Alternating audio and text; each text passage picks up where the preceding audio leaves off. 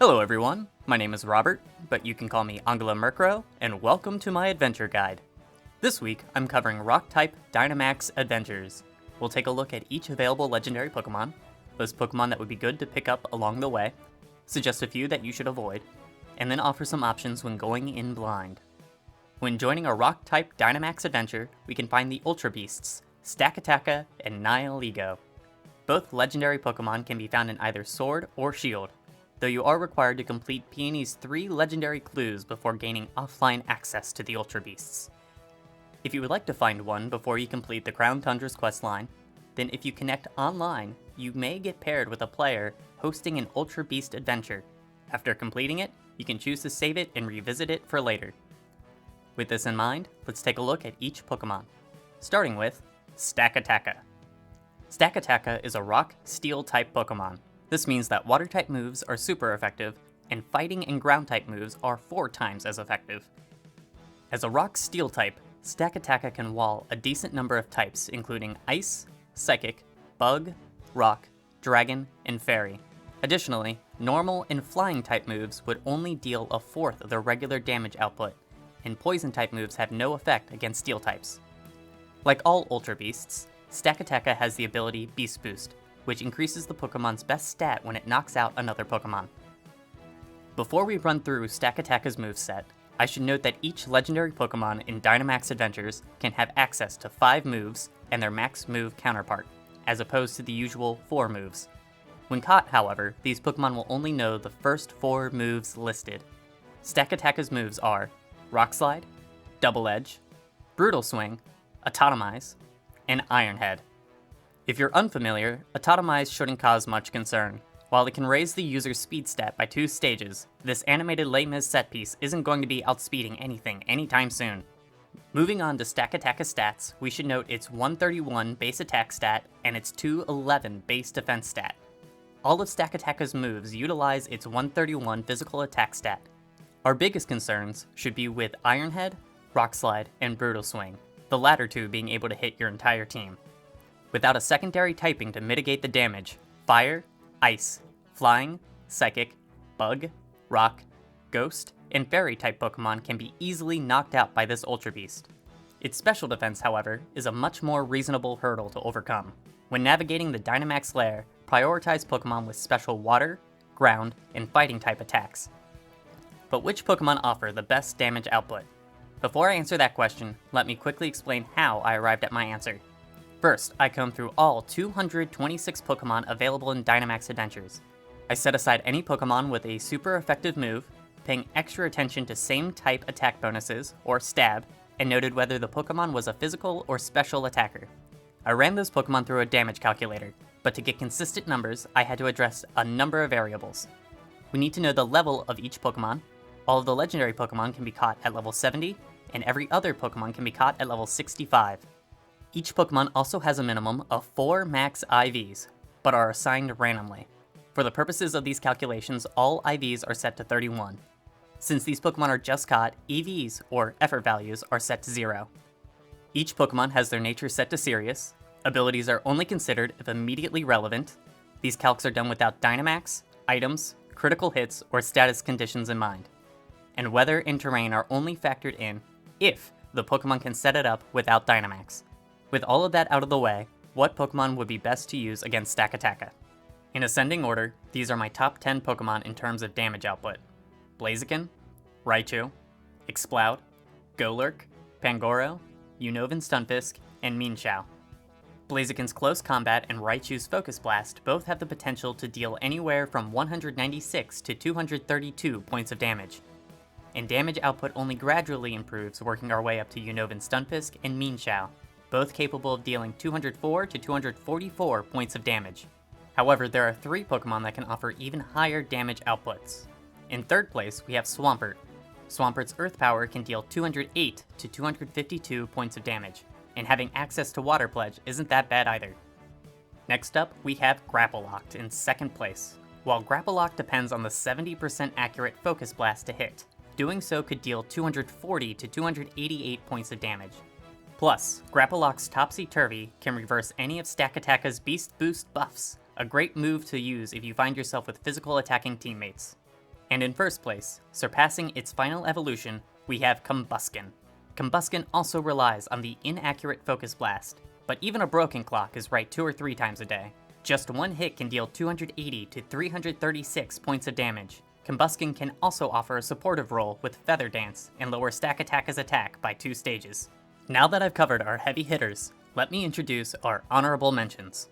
The criteria for my honorable mentions is less about type matchups and more focused on specific utility. Malamar is a decent pickup. While its stats are middling and none of its moves hit super effectively, Malamar does have access to Topsy-Turvy, a move that inverses the target's stat changes. Topsy-Turvy is a great utility move, especially against Ultra Beasts, since you can easily undo any Beast Boost boosts.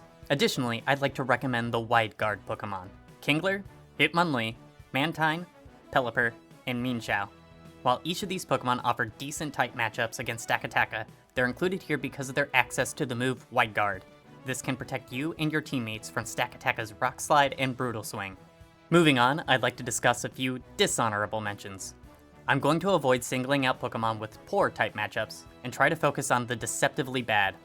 The ones that seem like good options when you're playing multiple rounds of Who's That Pokemon between Dynamax battles, and then turn out to be useless. Those Pokemon. First, we have Beware.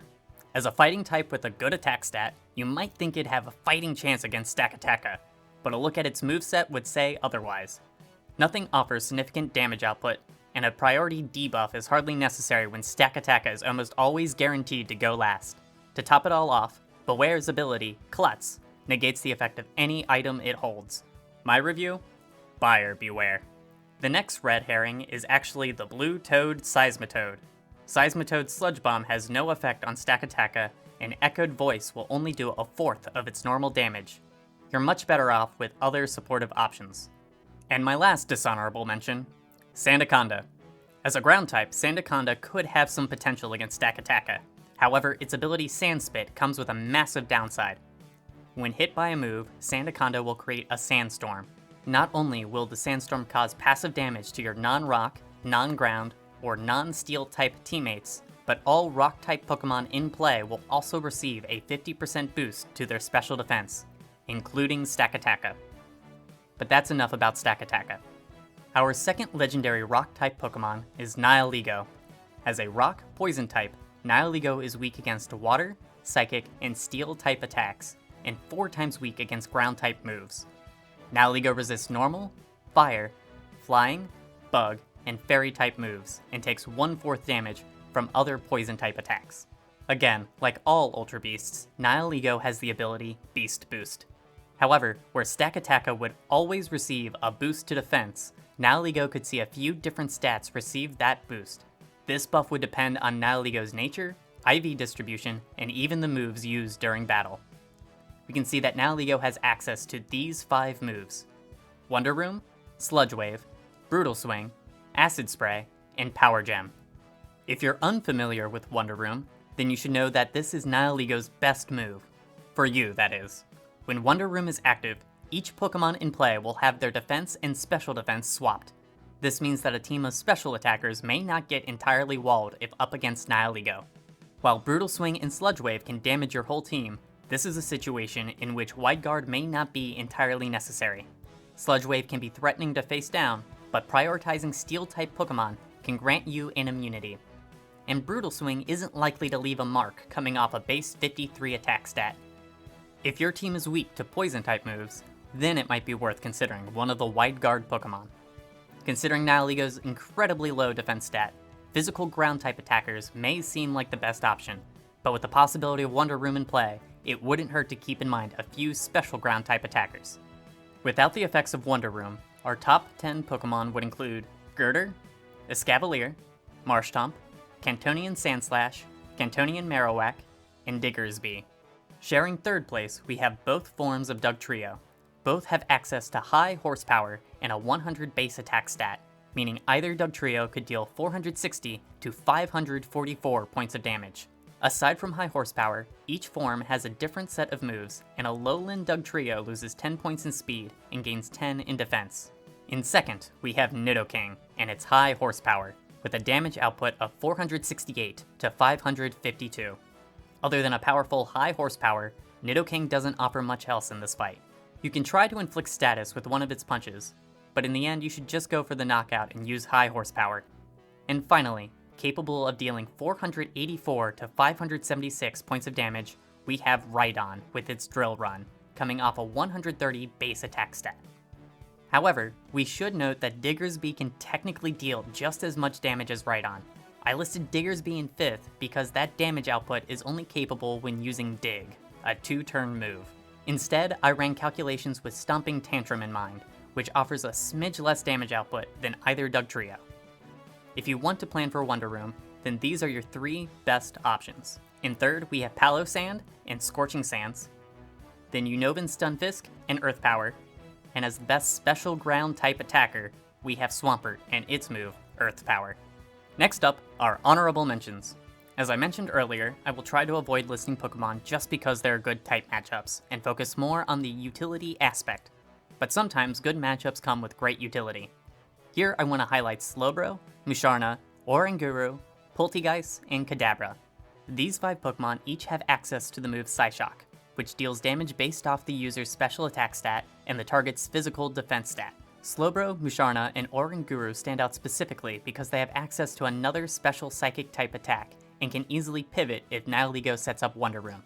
Speaking of Wonder Room, if you don't want to rely on Nihilego to set it up, then keep a lookout for Cofagrigus. Cofagrigus is the only other Pokemon obtainable during Dynamax Adventures that can use Wonder Room. Additionally, it has access to the super effective move Psychic and can reset any of Nihilego's Beast Boost boosts by using Haze. Cofagrigus' ability Mummy also has a chance to replace Nihilego's ability, though it requires Nihilego to use Brutal Swing. In our dishonorable mentions, we can see a return of both Beware and Seismitoad for similar reasons as before, but new to the list, we have Pyukumuku. While I'm fairly fond of the Sea Cucumber Pokemon, it just offers very little for this fight. First, Venom Drench has no effect if the target isn't poisoned, and Nihilego is immune to Pyukumuku's Toxic. Counter will have next to no effect considering the Ultra Beast's pitiful attack stat and a single physical move. And after everything I've said about Wonder Room, I cannot recommend Pyukumuku using Taunt. Better luck next time, Pyukumuku. Now that we've covered both Rock-type legendary Pokemon that you can find on a Dynamax adventure, let's go over how to prepare when you don't know which Ultra Beast you might face. Both legends share a weakness against Water-type moves and a 4x weakness against Ground-type moves. Swampert and Unova Stunfisk could be useful in either situation, and while Wide Guard Pokemon aren't absolutely necessary against Nihilego, they're worth a consideration if you're looking for a supportive role. As far as Pokemon to avoid, Beware and Seismitoad easily make the list. I hope this information has been helpful, and if so, please leave a like. Are there any Pokemon that you found to be great against Stakataka and Nihilego? Were there any Pokemon that have been terrible matchups against these 2 Ultra Beasts? What type would you like me to see cover next? Let me know in the comments below, and be sure to subscribe so you can be notified when the next video goes up. Thank you very much for watching. My name is Angela Murkrow, and I'll see you next time.